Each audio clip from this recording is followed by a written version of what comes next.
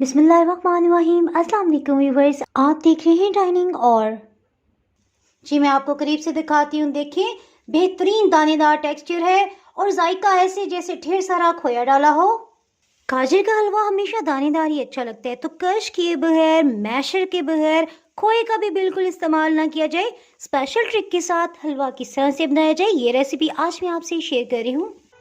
अगर मेरी वीडियोस अच्छी लगी तो लाल सब्सक्राइब को क्लिक कर दें, साथ में ये जो बेल का आइकॉन है इसको क्लिक कर दें।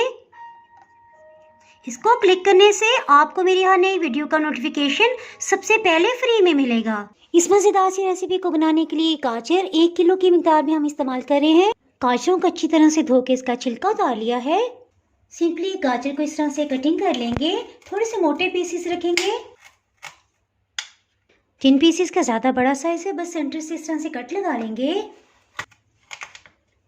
इसके साथ ही हीट को ऑन कर लेते हैं।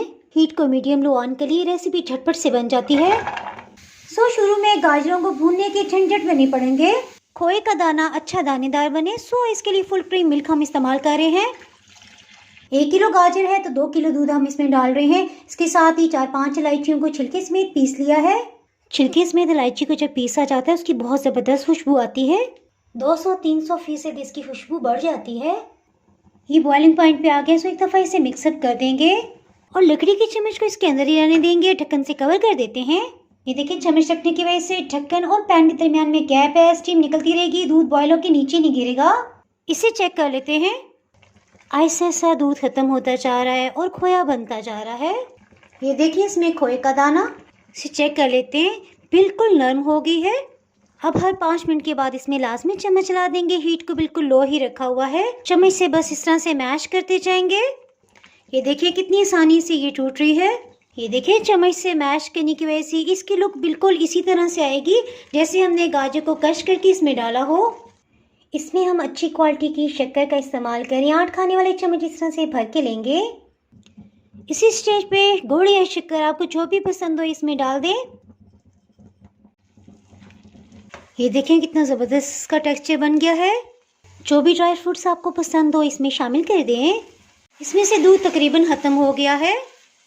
गाजर की ठंडी तासीर होती है, इसे बैलेंस करने के लिए 1 या 2 टेबलस्पून देसी घी शामिल कर देंगे। अब इसकी अच्छी तरह से बुनाई कर लेंगे। इसकी अच्छी सी बुनाई हो चुकी है, हीट को ऑफ कर देते हैं, इसे डिश आउट कर लेते हैं।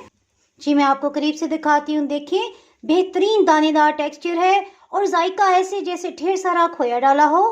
हलवे को बाउल में फिल कर लेंगे। एक प्लेट को इसके ऊपर रखेंगे, उल्टा लेंगे। उम्मीद करती हूँ आपको ये रेसिपी बहुत ही पसंद आई होगी। मिठाइयों और डिजर्ट्स के लिए स्पेशल दानेदार खोया, कलाकंद और गाजर की बर्फी की रेसिपी भी आपको डिस्क्रिप्शन से मिल जाएगी।